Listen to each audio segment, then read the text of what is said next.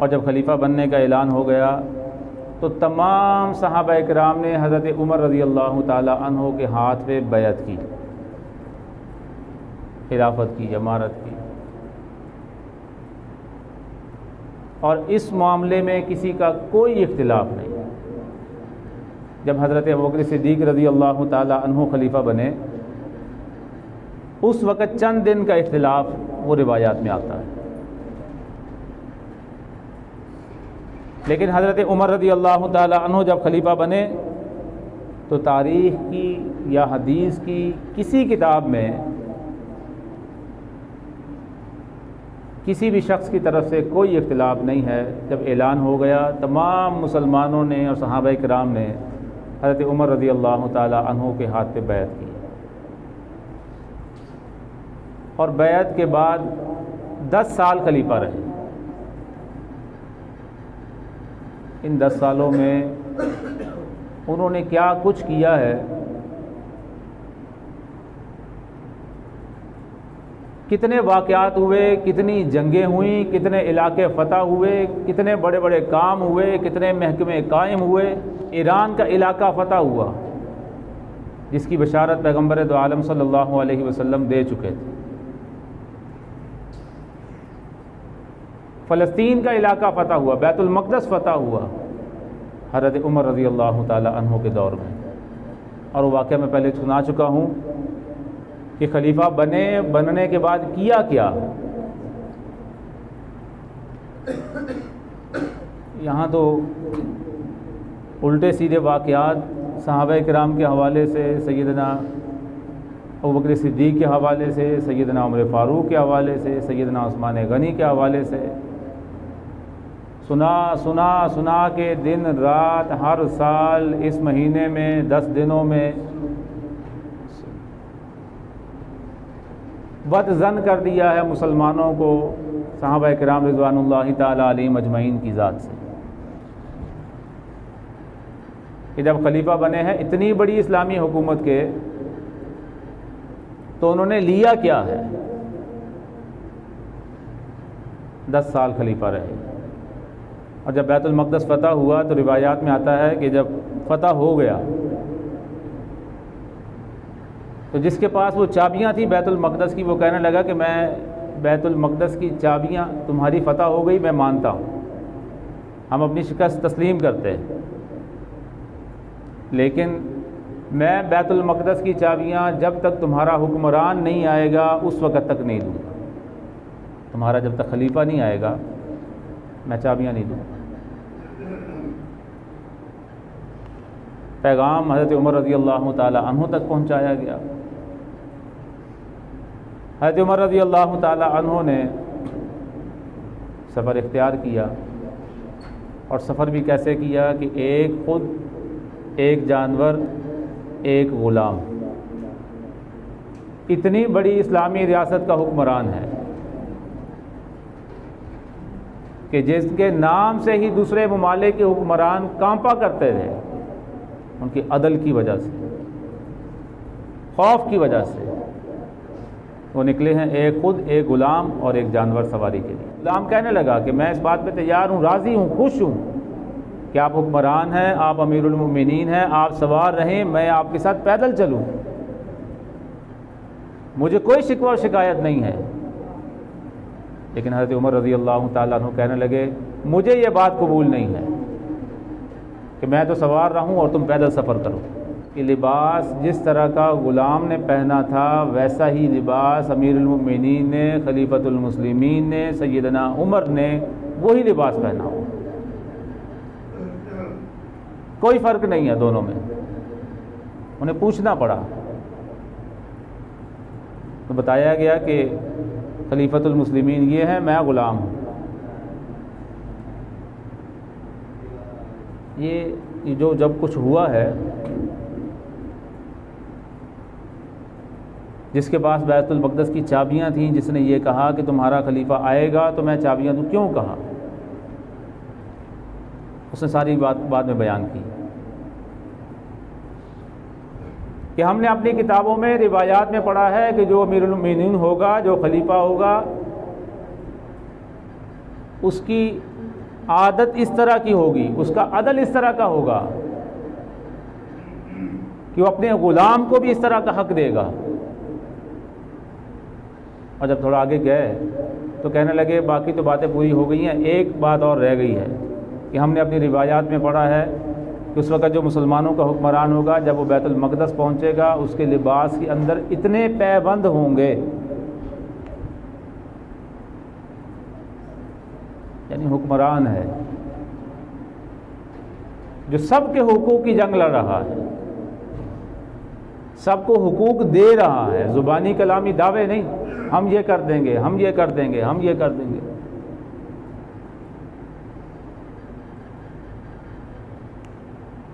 हज़रत उमर रज़ी अल्लाह ताला अन्हु ने बाजू यूँ ऊपर उठाया, अपना बाजू,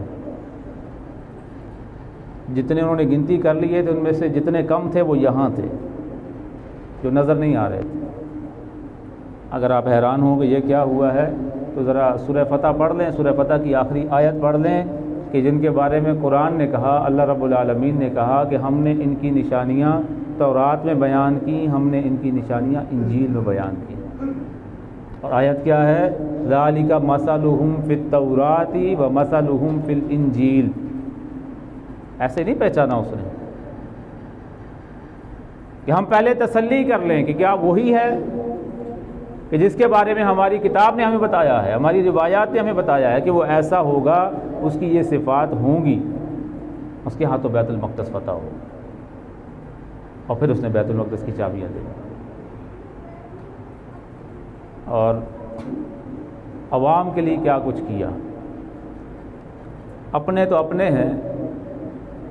रिवायत में आता है कि एक दफ़ा चंद सहाबा किराम के साथ बाहर निकले बाज़ार की तरफ, तो वहाँ देखा कि एक यहूदी है जो लोगों से भीख मांग रहा है। हज़रत उमर रज़ी अल्लाह ताला अन्हु ने उसको अपने पास बुलाया और हैरान इस बात पे हुए कि मैंने जिस तरह से लोगों के हुकूक की अदायगी के लिए निज़ाम बनाया है, उसमें कमी कहाँ रह गई कि इस बूढ़े को उसका हक़ नहीं मिला और ये भीख मांग रहा है। उसको पास बुलाया, पूछा कौन हो? कहने लगा मैं यहूदी हूँ। भीख मांग रहे हो कि आप बैतुल माल से वजीफ़ा नहीं मिलता? गैर मुस्लिम को, यहूदी को, क्या तुम्हें बैतुल माल से वजीफ़ा नहीं मिलता? कहने लगा मिलता है। फिर भीख क्यों मांग रहे हो? कहने लगा मैं गैर मुस्लिम हूँ और इस्लामी हुकूमत में रहने के लिए जो टैक्स देना पड़ता है, जो जिजिया देना पड़ता है, उसके दिन करीब हैं, वो देने के लिए मेरे पास पैसे नहीं थे। बाकी जो मेरा ख़र्चा है वो बैतुल माल से मेरा वजीफ़ा मिलता है, मुझे मेरा खाना पीना बाकी सारे अखराजात, मुझे उसकी कोई परेशानी नहीं। वो टैक्स देने के लिए मैं कि 2-4 दिनों बाद वो टैक्स देना है, मैंने कहा कि 2-4 लोगों से वो कुछ पैसे मांग लूँ और फिर वो टैक्स अदा कर। हज़रत उमर रज़ी अल्लाह ताला अन्हु ने वहीं खड़े खड़े अपने दूसरे दोस्तों से ये कहा कि जिस बूढ़े ने सारी ज़िंदगी कमा कमा के हमें दिया है, आज हम उसे इस हालत में छोड़ दें कि वो हमें टैक्स देने के लिए लोगों से भीख मांगना पड़े। और कहा कि आज के बाद कोई बूढ़ा, वो शख्स कि जो कमाने की उम्र से आगे निकल जाए, उससे कोई टैक्स नहीं लिया जाएगा, चाहे वो गैर मुस्लिम ही क्यों ना हो। ये मैंने अभी अपनों की बात नहीं की, ये हज़रत उमर रज़ी अल्लाह ताला अन्हु का रवैया है एक यहूदी के साथ। आबादी से दूर गए, एक घर से रोने की आवाज़ आ रही है। जाके पूछा कि क्या वजह है? कहने लगे कि शौहर मेरा फौत हो गया है, घर में खाने के लिए है कुछ नहीं, बच्चे रो रहे हैं। तो हज़रत उमर रज़ी अल्लाह ताला अन्हु ने कोई कानून बनाने का, कोई फ़ैसला लेने का, कोई आर्डिनेंस जारी करने का वक्त नहीं लिया।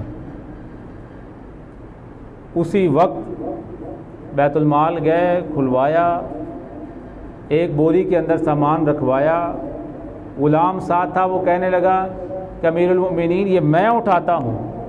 कहने लगे क़यामत के दिन तू ना बोझ उठाना है, मैंने अपना बोझ उठाना है, मुझसे मेरे कामों के बारे में पूछा जाएगा, ये बोझ मैं खुद उठाऊँगा। और वो खाने पीने का सामान लेकर उस औरत को जाके दिया, और जब तक उस औरत ने वो खाना बनाया नहीं और बच्चों ने खा के वो खेलना शुरू नहीं हो गए, उस वक़्त तक वहाँ बैठे रहे। कि जिस तरह पहले मैंने इनको रोते हुए देखा है, जब तक मैं इनको हंसते भी ना देखूँ मैं यहाँ से नहीं जाऊँ। ऐसे नहीं हो लोग, अपनों ने परायों ने कहा कि अगर इस्लाम को एक उम्र और मिल जाता तो पूरी दुनिया के ऊपर एक ही हुकूमत होती और वो मुसलमानों की। बारिश हो रही थी तो बारिश की वक्त कच्चा सहन था, पानी इकट्ठा हो रहा था। एक पर नाला है कि जो बाकी पानी तो आ ही रहा है बारिश की वजह से सारा, वो छत का पानी भी मस्जिद नबवी के सहन के अंदर गिर रहा है। तो हज़रत उमर रज़ी अल्लाह ताला इस बात से परेशान हुए कि पहले ही पानी बहुत ज़्यादा है, इसको अपने घर के सहन में गिरना चाहिए, ना कि मस्जिद नबवी के सहन में।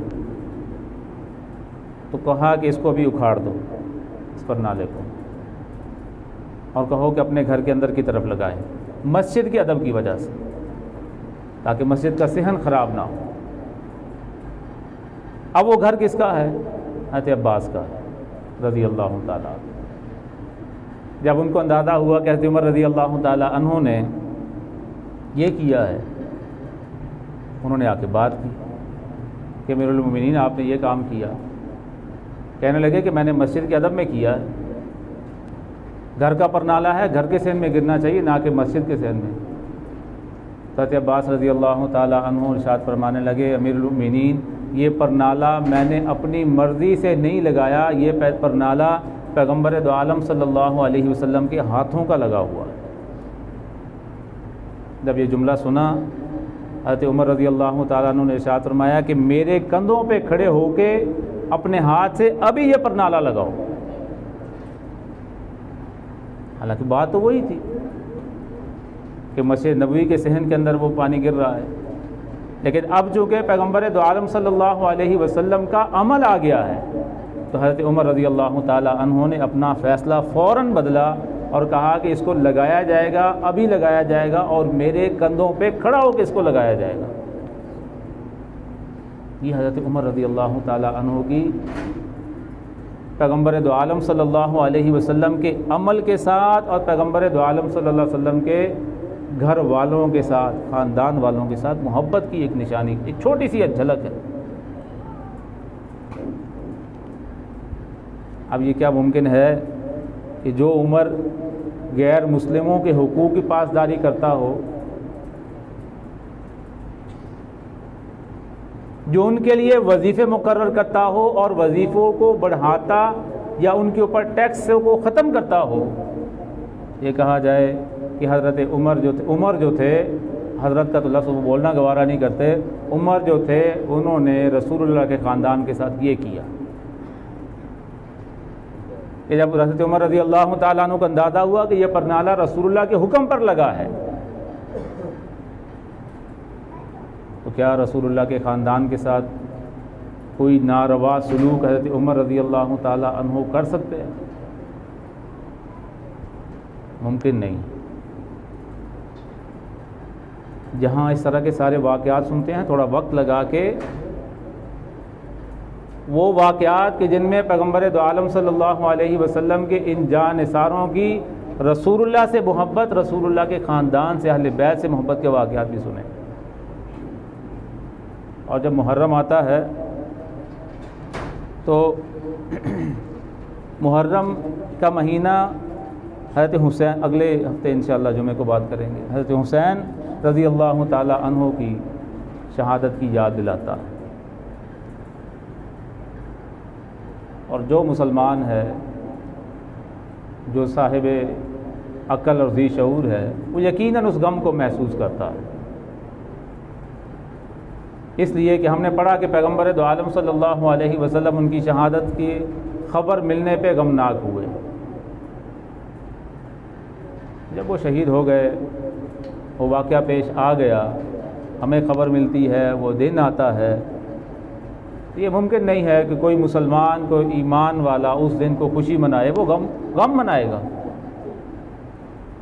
लेकिन ये गम मनाने का जिस तरह हमें रसूलुल्लाह सल्लल्लाहु अलैहि वसल्लम ने तालीम दी खुशी मनाने की, वैसे ही तालीम दी गम मनाने की। हम अपनी मर्ज़ी से नहीं कर सकते, दीन मुकम्मल है। रसूलुल्लाह सल्लल्लाहु अलैहि वसल्लम ने खुशी जैसे मनाना हमें बताया, हम वैसे मनाएं। गम जैसे मनाया, हम उसको वैसे मनाएं। लेकिन हमारे यहाँ गम मनाया जाता है और गम को मनाते हुए पैगम्बर दो आलम सल्लल्लाहु अलैहि वसल्लम के इन महबूब सहाबा के ऊपर गलीज़ तरीन ज़ुबान इस्तेमाल की जाती है, इल्ज़ाम तराशी की जाती है। क्या मुहर्रम का महीना इस काम के लिए है? या हज़रत हुसैन रज़ी अल्लाह ताला अन्हु की शहादत के वाक़े को बयान करना, उनके फ़ज़ाइल को बयान करना, उन्होंने कैसा अमल किया है? तुम तो ज़ुहरैन पढ़ने के कायल हो, और हज़रत हुसैन रज़ी अल्लाह ताला अन्हु के बारे में आता है जब शहीद हुए असर की नमाज़ पढ़ रहे थे। जब वो असर पढ़ते हुए शहीद हुए तो तुम असर अलग क्यों नहीं पढ़ते? तुमने कहाँ से सीखा है ये ज़ुहरैन और मगरिबैन पढ़ना? कहा कि उन्होंने नाना का दीन बचाया है, उन्होंने दीन बचाया और तुमने बिगाड़ा।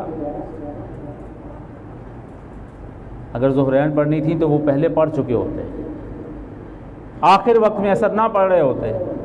रिवायात में होता कि हज़रत हुसैन ने ज़ुहरैन पढ़ दी थी, नहीं, यही कहते हैं कि हज़रत हुसैन रज़ी अल्लाह ताला अन्हु जब शहीद हुए असर की नमाज का वक्त था, असर की नमाज अदा कर रहे थे। ये बाकी इंशाल्लाह बातें बयान करेंगे। हमने क्या सीखा है? हज़रत हुसैन रज़ी अल्लाह ताला अन्हु के चेहरे पे रसूलुल्लाह की ये सुन्नत किस तरह की थी?